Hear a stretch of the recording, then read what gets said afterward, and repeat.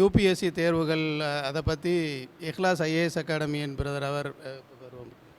அஸ்ஸலாமு அலைக்கும்.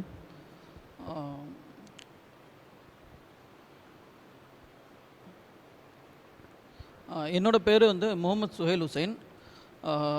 இக்லாஸ் ஐஏஎஸ் அகாடமியில் வந்து ரிசர்ச் அனலிஸ்ட்டாக மென்டராக ஒர்க் பண்ணிகிட்ருக்கேன். ஓகேவா. லாஸ்ட் ஒரு 6 இயர்ஸாக வந்து யூபிஎஸ்சி ரிலேட்டடாக வந்து யூபிஎஸ்சி படிச்சுட்ருக்கேன். ஸோ எக்ஸாம்ஸும் வந்து எக்ஸாம்ஸ் எழுதிட்டுருக்கோம். அப்புறம் வந்து யூபிஎஸ்சி ரிலேட்டடாக வந்து ஒர்க்கிங் எக்ஸ்பீரியன்ஸும் இருக்குது. ஸோ ஓகே, நமக்கு வந்து யூபிஎஸ்சி பற்றி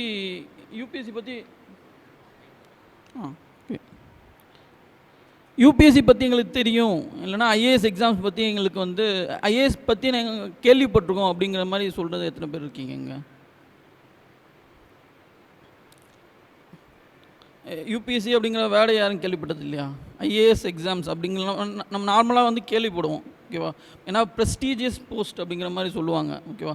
ஒரு டிஸ்ட்ரிக்டே வந்து ஆட்சி செய்கிற மாதிரி உள்ள ஒரு ப்ரெஸ்டீஜியஸ் போஸ்ட்டுக்கான ஒரு எக்ஸாம், அதுதான் வந்து நம்ம யூபிஎஸ்சி கண்டக்ட் பண்ணுது. யூபிஎஸ்சினா ஒன்றும் இல்லை, யூனியன் பப்ளிக் சர்வீஸ் கமிஷன். ஓகேவா. மத்திய அரசோட தேர்வாணையம். மத்திய அரசு வந்து மத்திய அரசு பணிகளுக்கு, அதுவும் வந்து உயரிய ஐஏஎஸ் ஐபிஎஸ் அப்புறம் ஃபாரின் சர்வீஸ் இதே மாதிரி உள்ள எக்ஸாம்ஸுக்கு வந்து இதே மாதிரி பதவிகளுக்கு வந்து எக்ஸாம் கண்டக்ட் பண்ணுற ஒரு நிறுவனம். அதுவும் வந்து அரசமைப்பு நிறுவனம், அரசமைப்பு சட்டத்திலேயே வந்து உருவாக்கப்பட்ட ஒரு நிறுவனம் தான் வந்து யூபிஎஸ்சி. ஓகேவா. அவங்களுக்கு வந்து அவங்களோட அஜெண்டா வந்து என்னென்னா, அவங்களோட ஃபங்க்ஷன் என்னென்னா வந்து வருஷம் வந்து இந்த எக்ஸாம்ஸ்க்கு வந்து எக்ஸாம்ஸ் கண்டக்ட் பண்ணணும். கண்டக்ட் பண்ணி அதில் வந்து செலக்டட் மெம்பர்ஸை வந்து அவங்க வந்து மத்திய அரசுக்கு பரிந்துரை பண்ணுவாங்க. அவங்கள தான் வந்து அவங்களோட ப்ரிஃபரன்ஸை பொறுத்து அடிப்படையில் வந்து அவங்களுக்கு வந்து ஐஏஎஸ் ஐபிஎஸ் அதேமாதிரி போஸ்ட்லலாம் வந்து இன்ஸ்டால் பண்ணுவாங்க. ஓகேவா. ஓகே, ஐஏஎஸ் எக்ஸாம்ஸ் வந்து இப்போது அதோட ஃபஸ்ட்டு இது சொல்லிடுறேன் நான், அது எப்படி இருக்குன்னு சொல்லிடுறேன். ஃபஸ்ட்டு வந்து preliminary 3 stages of exam. First வந்து ப்ரிலிமினரி இருக்கும், அதுக்கப்புறம் மெயின்ஸ் எக்ஸாம் இருக்கும், அதுக்கப்புறம் வந்து இன்டர்வியூ ஒன்று இருக்கும். இது எல்லாமே வந்து இந்த எக்ஸாமினேஷன் ப்ராசஸே வந்து 1 இயர் ஃபுல்லாக நடக்கும். இப்போ எக்ஸாம் வந்து ஸ்டார்டிங்கில் வந்து உங்களுக்கு வந்து ப்ரிலிம்ஸ் எக்ஸாம் வந்து மேலே ஸ்டார்ட் ஆகும். மெயின்ஸ் எக்ஸாம் வந்து செப்டம்பரில் வரும்.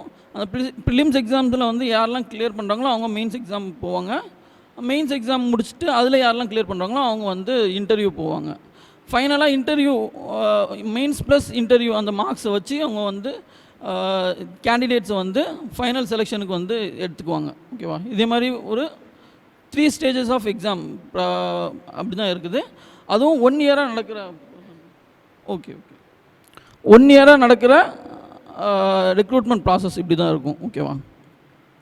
இந்த எக்ஸாமோட நேச்சர் என்னன்னு பார்த்தோன்னா வந்து காம்படிட்டிவ் எக்ஸாம் சொல்லி கேள்விப்பட்டிருக்கோம். காம்படிட்டிவ் எக்ஸாம்ஸ் நம்ம வந்து பொதுவாக வந்து இது படிக்கிறோம், ஸ்கூல் லெவல்லையும் படிச்சிருக்கோம், அப்புறம் வந்து காலேஜஸ்லேயும் படிக்கிறோம். ஓகேவா. அந்த எக்ஸாமுக்கும் காம்படிட்டிவ் எக்ஸாமுக்கும் என்ன டிஃப்ரென்ஸ் இருக்கும், யாராவது சொல்ல முடியுமா?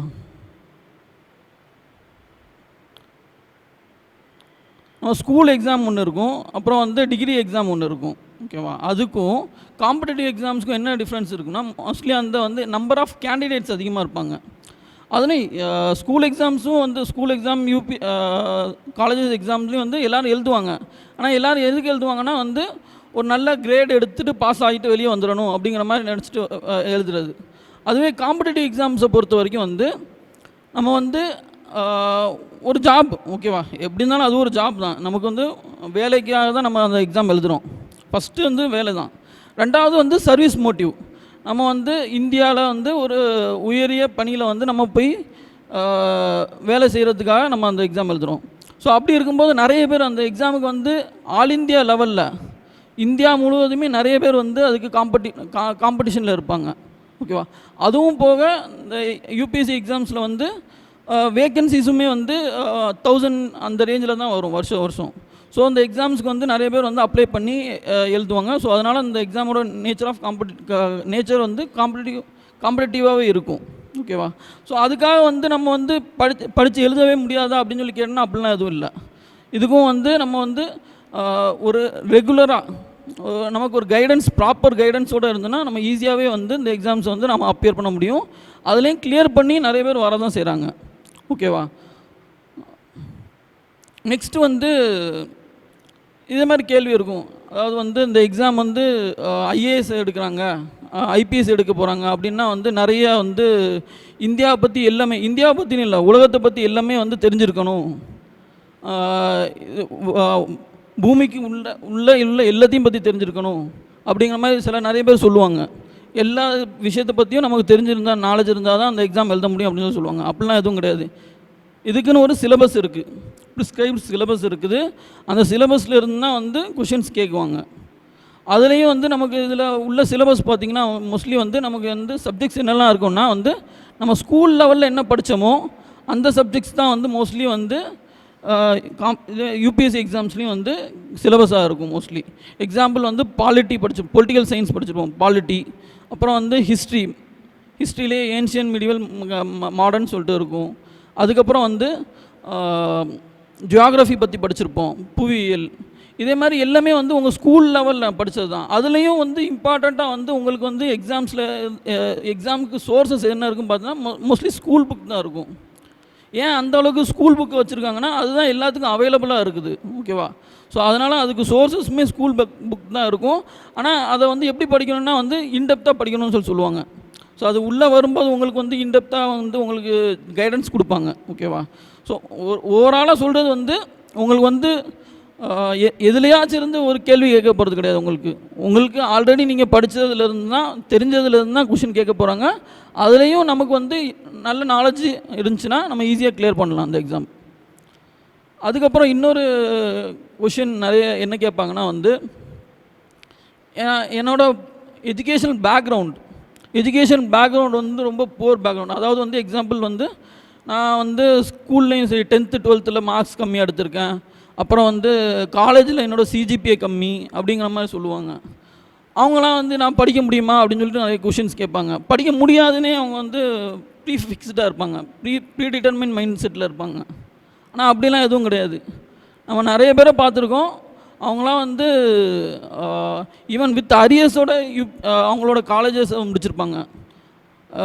10 அரியர் 12 அரியர் வச்சு அதுக்கப்புறமும் யூபிஎஸ்சி எக்ஸாம் எழுதி அவங்க கிளியர் பண்ணி வந்தவங்களாம் இருக்காங்க.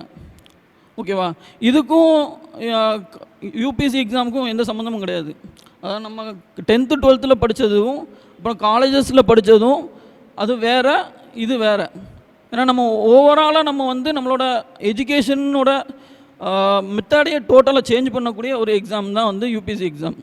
ஸோ அது நம்ம எஜுகேஷனையும் சரி, அப்புறம் வந்து நம்மளோட மைண்ட் செட்டையும் சரி, ஓவராலாக வந்து சேஞ்ச் பண்ணக்கூடிய ஒரு எக்ஸாம் தான் வந்து யூபிஎஸ்சி எக்ஸாம்.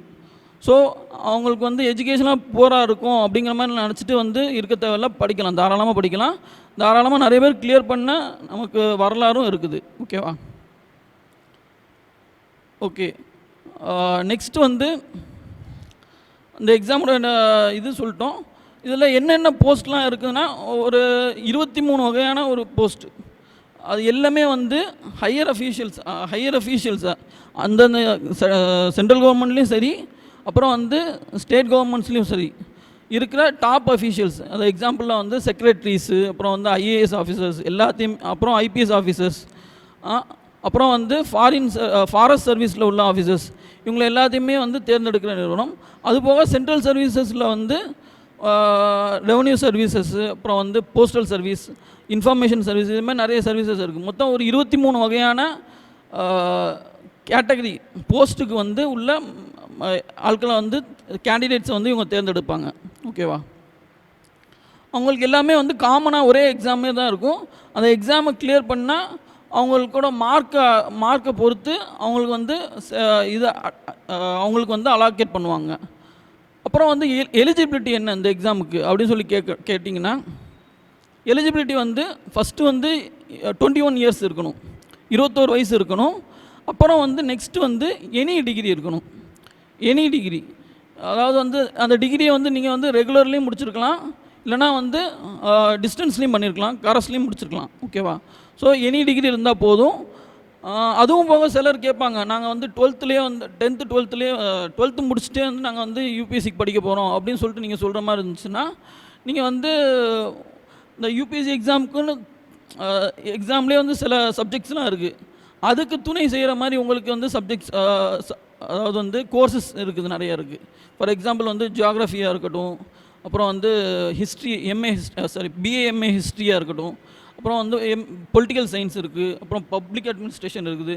இதே மாதிரி சப்ஜெக்ட்ஸே இதே மாதிரி கோர்சஸே நீங்கள் எடுத்து படிச்சிங்கன்னா உங்களுக்கு இன்னுமே வந்து ஈஸியாக வந்து உங்களுக்கு இந்த எக்ஸாமுக்கு வந்து இன்னும் ஈஸியாக வந்து நீங்கள் அப்ரோச் பண்ண முடியும். நீங்கள் காலேஜ் படிக்கும்போதே அந்த சப்ஜெக்ட்ஸ்லாம் கொஞ்சம் கொஞ்சம் கவர் பண்ணுற மாதிரி இருக்கும்.